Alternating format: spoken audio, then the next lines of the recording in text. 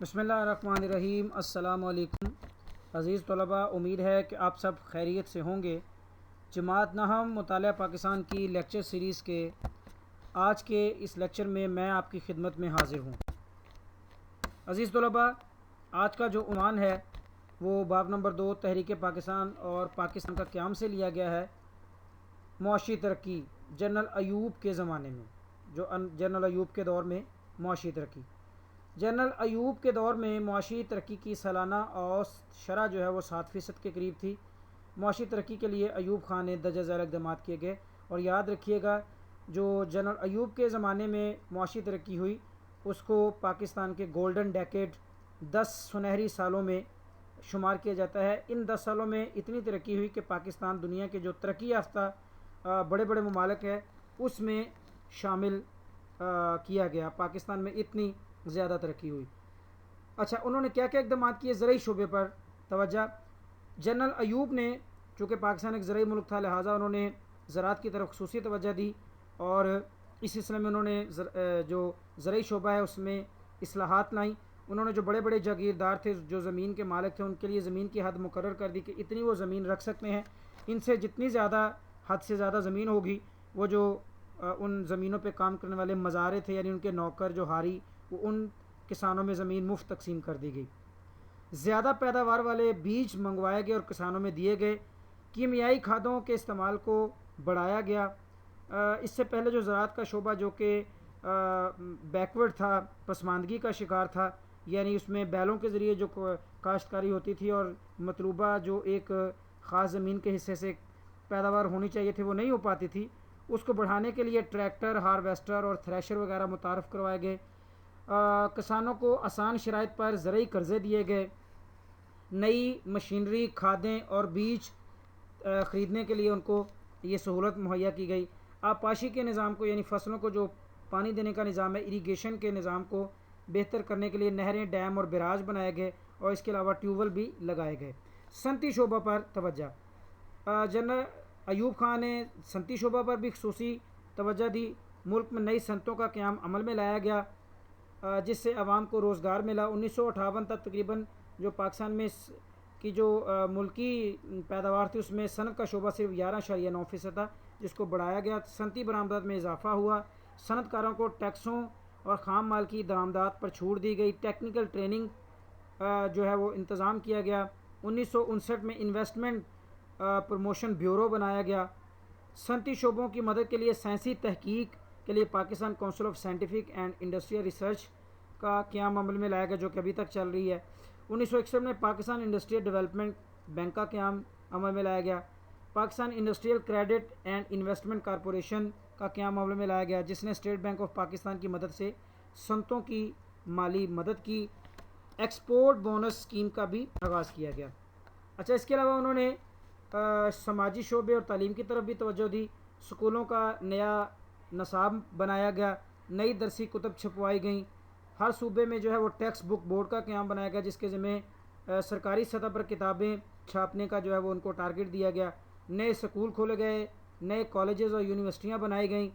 سماجی شعبے یعنی جو سوشل سیکٹر ہے، لوگوں کی فلاح کے لیے، آبادی کے کنٹرول کے لیے انہوں نے فیملی پلاننگ کے پروگرام کو متعارف کروایا۔ جنرل ایوب خان کے دور میں جو ملکی ترقی ہوئی وہ آج بھی معاشی ترقی کے لحاظ سے بے مثال سمجھی جاتی ہے۔ میں نے آپ کو پہلے کہا تھا کہ ان کے 10 سالوں کو گولڈن ڈیکیڈ کہا جاتا ہے۔ جنرل ایوب خان کے دور کے 5 سالہ ترقیاتی منصوبے۔ اچھا جی، جنرل ایوب کے زمانے میں جو ہے وہ دوسرا تیسرا 5 سالہ ترقیاتی منصوبہ پاکستان کا جو ہے وہ ہوا۔ دوسرے 5 سالہ ترقیاتی منصوبے کے جو مقاصد اور جو ٹارگٹس تھے ان کے لیے 23 ارب روپے رکھے گئے۔ اس 5 سالہ ترقیاتی منصوبے کے جو بڑے بڑے اہداف تھے ان میں قومی آمدنی میں اضافہ کرنا، ہر شخص کی فی کس آمدنی پر کیپٹا انکم میں اضافہ کرنا، لوگوں کو روزگار دینا، جو زرعی پیداوار ہے اس کو بڑھانا، نئی صنعتوں کو اور چھوٹی اور بڑی صنعتوں کو جو ہے وہ قائم کرنا اور ان کی پیداوار جو پہلے سے موجود ہے ان میں اضافہ کرنا، چھوٹی صنعتوں کی طرف بھی توجہ دینا اور برآمدات کو بڑھانا۔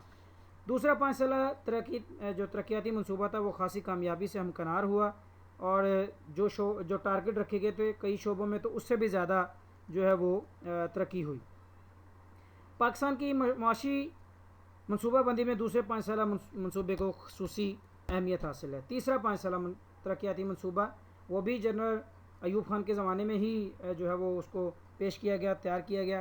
اس کے جو بڑے بڑے ٹارگٹس تھے اس میں قومی آمدنی میں اضافہ کرنا، تمام افرادی قوت کو 1985 تک روزگار فراہم کرنا، جتنے بھی کام کرنے کی والی عمر کے لوگ ہیں ان کو، غیر ملکی امداد پر انحصار ختم کرنا یعنی غیر ملکی قرضے نہ لینا، فیکس آمدنی میں اضافہ کرنا۔ ان مقاصد کے جو حصول ہے ان کے لیے 52 ارب روپے مختص کیے گئے۔ تیسرا 5 سالہ منصوبہ کامیاب نہ ہو سکا، چونکہ اس دوران جو ہے وہ 65 کی جنگ بھی آ گئی تھی اور جو بنگلہ دیش والا مسئلہ تھا وہ بھی آ گیا، اس لیے جو بجٹ ان کے لیے رکھا تھا وہ ناگہانی طور پہ جنگ کے مد میں وہ استعمال ہو گیا۔ ابتدائی 2 سالوں میں زبردست خشک سالی بھی رہی جس سے فصلیں متاثر ہوئیں، پھر میں نے بتا دیا 65 کی جنگ ہوئی اور زرعی ترقی میں بھی جو ہے وہ کافی کمی رہی۔ اس طرح جو 5 سالہ ترقیاتی منصوبہ ہے وہ اپنے اہداف حاصل نہ کر سکا۔ یحییٰ حکومت جنرل 1965 کے عام انتخابات میں مادر ملت فاطمہ جناح کو کی شکست اور تاشقند میں صدر ایوب اور لال بہادر شاستری کے درمیان ہونے والے معاہدہ تاشقند کو پاکستانی عوام نے قبول نہ کیا، لہذا جنرل ایوب کے خلاف نفرتیں بڑھنے لگیں اور ایوب کی جو معاشی اصلاحات اس کے ثمرات عام لوگوں تک نہ پہنچ سکے۔ جنرل ایوب کے قریبی ساتھی اس وقت کے وزیر خارجہ ذوالفقار علی بھٹو نے معاہدہ تاشقند پر اختلافات کے باعث وزارت خارجہ سے استعفیٰ دے دیا تھا، نئی جماعت پیپلز پارٹی کی بنیاد رکھ دی تھی، عوام نے بھرپور شمولیت اس پارٹی میں اختیار کی تھی۔